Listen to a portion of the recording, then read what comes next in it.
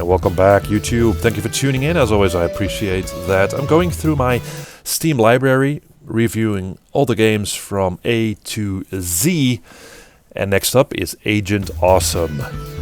First impression, this is a lazy port of what seems to be a mobile game. There are no options and the screen doesn't really fit the monitor and it just feels clunky and just not very suitable for a gaming monitor. Now, that being said, you play a contract killer with a mission to dispose of some corporate characters within a questionable company. This game has a lot of character, style, silly humor, and so forth, so I do appreciate that. Gameplay-wise, the object of the game is to move your character around a maze, where various enemies patrol in real time. It's basically Pac-Man all over again. But you don't control the character yourself, but set out a path for him, connecting little dots on a tactical grid and watch the thing play out in the maze itself. Because you're not controlling the character directly, you are in an artificial way in a disadvantage because, again, the enemies do move around in real time. This mechanic, so to speak, adds to the difficulty of the game, but also feels unfair.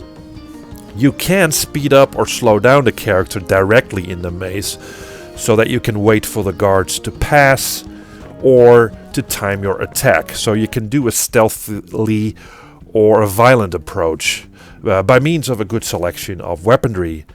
On completion of the level, you get some money to buy additional weapons or upgrade them.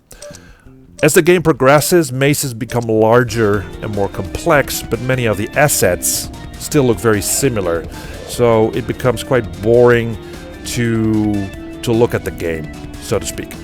Also, most of the time you're on a timer, so again, that adds to the somewhat artificial difficulty of the game.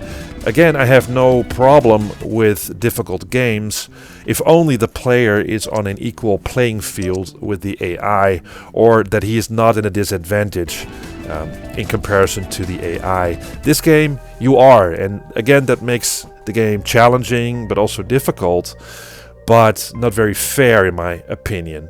There's some fun to be had, but overall, I cannot really recommend this game as a sort of a puzzle, stealthy, tactical game. It's just not fair enough for me. Still, I do appreciate the obvious love and effort that's been put into this, but again, this is not a great game, unfortunately. Thank you guys for watching and see you next time.